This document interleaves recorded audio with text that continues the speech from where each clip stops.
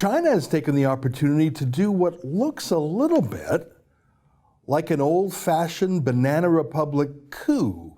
Take a look at this footage the other day from Hong Kong's Legislative Council. This is where the roots of democracy in Hong Kong are. Looks like a coup to me. Take a look.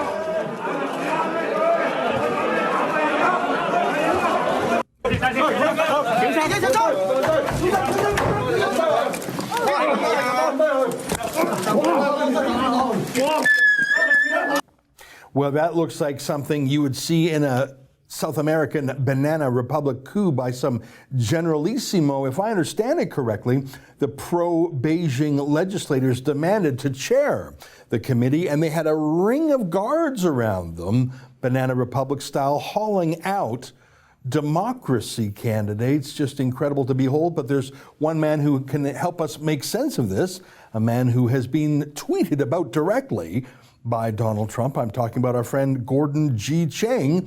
You can follow him on Twitter at Gordon G. Chang. Gordon, great to see you again. What do you make of what we saw from the Legislative Council in Hong Kong? Am I accurate to describe it as a coup, or is it something more or less than that? Well, it certainly looks like a coup. This was the House committee meeting. House committee is important because it sets the rules for the Legislative Council, which is the legislature for Hong Kong. And essentially what Beijing authorities were doing was ejecting pro-democracy legislators. This has been part of a 2-month or so effort on the part of Beijing to take direct control of Hong Kong. So, for instance, Chinese authorities have attacked the legal justification for the one country, two systems formula, which provides autonomy. They've tried to reduce the power of the district councils, which are firmly in the hands of pro-democracy leaders. They've arrested 15 senior pro-democracy figures. The police have been engaging in more thuggish tactics. And it appears that they actually may try to enact Article 23 or security legislation in Beijing at the National People's Congress meeting, which is upcoming in the next few days. So this is a real broad-based attack on Hong Kong autonomy. And the world needs to stand with the people of Hong Kong at this moment. Yeah. Well, it's very interesting, the war of words between Washington and Beijing. Of course, what we saw there from the Legislative Council itself was much more than words.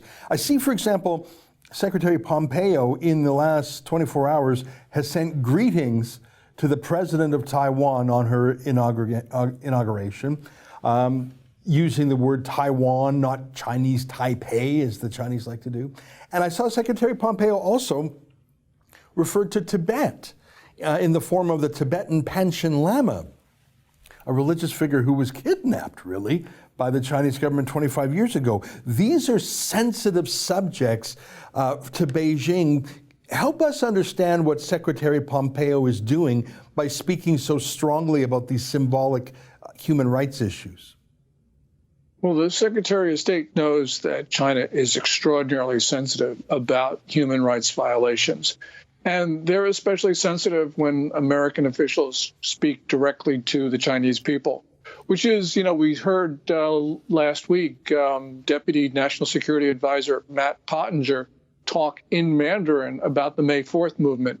So, these are important moves on the part of the U.S. to tell China, look, we're just no longer buying it. And the Panchen Lama is a particularly disgusting event where China kidnapped a 6-year-old who was, of course, then called the youngest political prisoner in the world for good reason. So what we're seeing is a brand new attitude on the part of the United States, and it's come none too soon.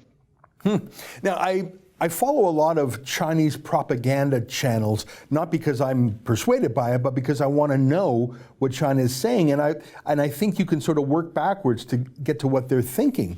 And one of the English language propaganda arms I follow is called Global Times, which has a real foreign policy flair to it, as you can imagine. In recent days, they've been talking about China beefing up its nuclear arsenal. They've been talking about invading the island of Taiwan. Like it's such extreme language, so bellicose. I was just young during the Cold War, but I never recalled anything so belligerent from Pravda or Izvestia. Is this just local propagandists trying to impress Beijing or blowing off steam? Or is this trying to send a real message to the West that China will go to war if it wants to? I think this is message sending to the outside world, because Global Times, especially when it writes in English, is trying to propagate narratives around the world. Global Times is used to signal what Chinese leaders are thinking. And, what you've talked about, Ezra, this is just symptoms of what in Beijing they call wolf warrior diplomacy. China, especially since the middle of February, has gone on a bender. We've seen boat bumping and other incidents in the East China Sea and South China Sea against Japan, Taiwan, the Philippines, Vietnam, Indonesia, Malaysia. We have seen China's ambassador to Kazakhstan saying that Kazakhstan should be a part of China. The China's ambassador to Paris talked inappropriately about domestic French matters. This is really a new phase of aggression, belligerence, provocation.